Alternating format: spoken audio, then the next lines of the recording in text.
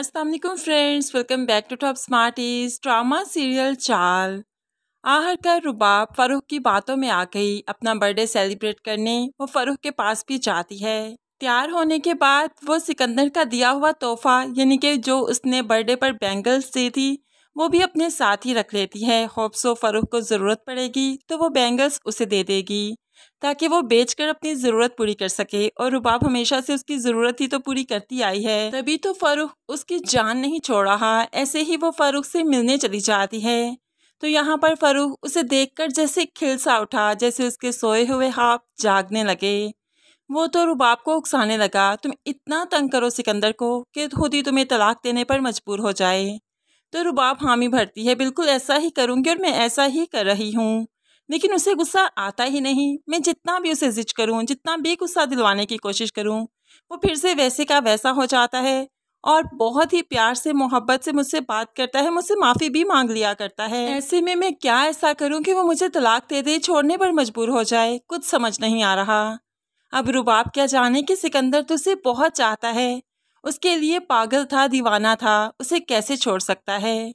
अब रुबाब के जाने के बाद जब सिकंदर ने देखा कि उसकी बैंगल्स नहीं हैं तो खुश सा हो गया कि रुबाब आज दोस्तों से मिलने गई है और उसकी बैंगल्स पहन कर गई है।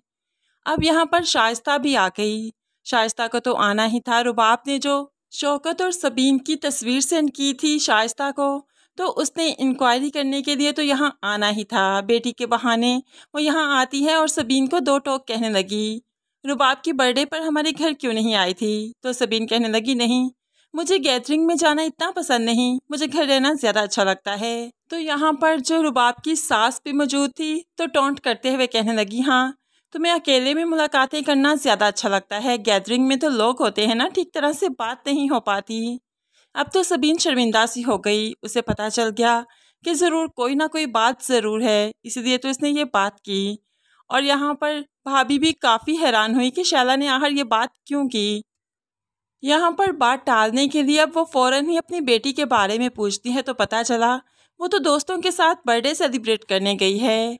ऐसे ही परेशानी के आलम में घर आ जाती है। क्या है रुबाब किन दोस्तों के साथ अब जाती है। अब अगले दिन भी उसे कॉल की तो पता चला कि रुबाब अपने दोस्तों के साथ डिनर पर गई है। शाइस्ता तो और परेशान होगी कि आए दिन रुबाब क्यों जाने लगी है बाहर। अब वो अपनी परेशानी का इजहार शौकत से भी करती है तो शौकत कहने लगा, ठीक है, अपने दोस्तों के साथ जाए, इसमें कोई बुराई नहीं, उसे कोई रोक टोक नहीं होगी समी के घर में। लेकिन मुझे डर है वो इन दोस्तों की आड़ में कहीं फिर से फ़ारूक से मिलना ना शुरू कर दे, उसकी बातों में ना आ जाए, अपना घर ना खत्म। ऐसे में तो शाइस्ता भी परेशान हो गई क्योंकि वो भी अपनी बेटी की हरकतों से खूब अच्छे से वाकिफ़ है। दूसरी तरफ सिकंदर की जब आज बात हुई रुबाब से तो खुशी का इजहार करता है, मैं बहुत खुश हूँ कि आखिरकार तुमने मेरा गिफ्ट कबूल कर लिया। मैंने देखा था वहाँ पर बैंगल्स नहीं पड़ी थी, यानी कि तुमने पहन ली, तुमने रख ली। ऐसे में रुबाब कहने लगी, गलत फहमी है तुम्हारी कि तुम्हारा गिफ्ट कबूल कर लूँगी, किसी खुश फहमी में मत रहना, तुम्हें मैं कभी कबूल नहीं करूँगी। अब जैसे फ़ारूक ने कहा था कि बहुत ही बदतमीज़ी से बात करना ताकि तुम्हें छोड़ दे, अब तो रुबाब की बदतमीज़ियाँ बढ़ने लगेंगी। सिकंदर अकेला बैठा सोचने लगा, क्या ये वही रुबाब है जिसे मैंने चाहा था, मैंने पसंद किया था। वो तो बहुत ही हंसने खेलने वाली थी, उसे तो गुस्सा जैसे आता ही नहीं था।